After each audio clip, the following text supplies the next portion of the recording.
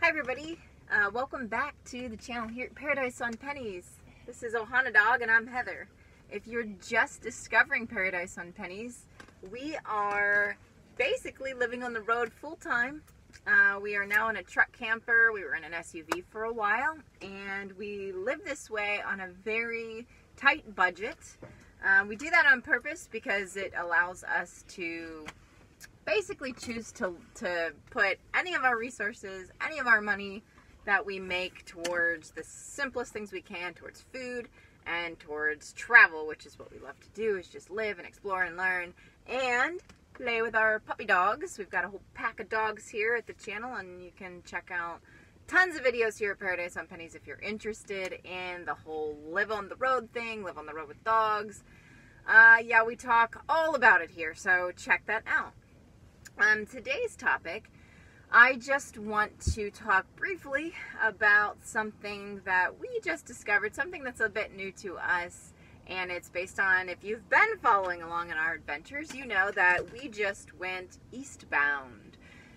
Now, for anyone that's new, we typically hang out on the western portion of North America, a lot in the western US and Canada and those sorts of places, and we seldom go to the east. But we did just do what's rare for us, a journey to the eastern portion of the U.S. So it's not something we'll do very often. And some of the reasons we don't hang on the East Coast are the things that we were nervous about rang true while we were there. But we also learned some good tips for those of you that perhaps do travel on the East Coast, or maybe anyone that's getting ready to get a dog that lives on the East Coast, or something along those lines. One of the best things that we found, because our time and our life does revolve around the dogs a good deal, and we usually do what the dogs want to do. Well, the dogs want to run free and play, and so we wanted to take them somewhere. We found that dog parks we didn't find as many dog parks as we're used to seeing. I don't know if that's just the places we were, or if that's something that's common for the East Coast, but we had a hard time finding decent-sized dog parks. So, what about beaches? Taking the dog to the beach is awesome, but no matter where you go, it's usually challenging because, one, many of them don't allow dogs on the beach at all, and two, if they do, they usually have to be tethered to a leash, which stinks for the dogs. You know, dogs want to run free, so I hate having them on a leash on a beach. It's just kind of boring for them. So what we did discover, though, was, well, one, there are beaches that do allow dogs, and so definitely check that out wherever you're at. You might find a beach that allows a dog.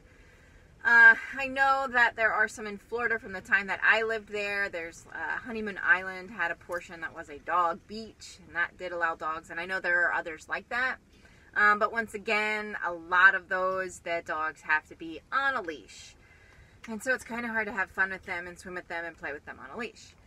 But something that I didn't know that you guys might also like to know is that there are places where dogs are allowed on the beach off leash, and it just depends on time of year and where you're at. The time of year part is pretty important here, and that is because it is something around Memorial Day to Labor Day in that time span. I did that backwards. Labor Day to Memorial Day, that winter season, that you're allowed to have dogs on the beach in a lot of even popular locations that otherwise don't allow dogs.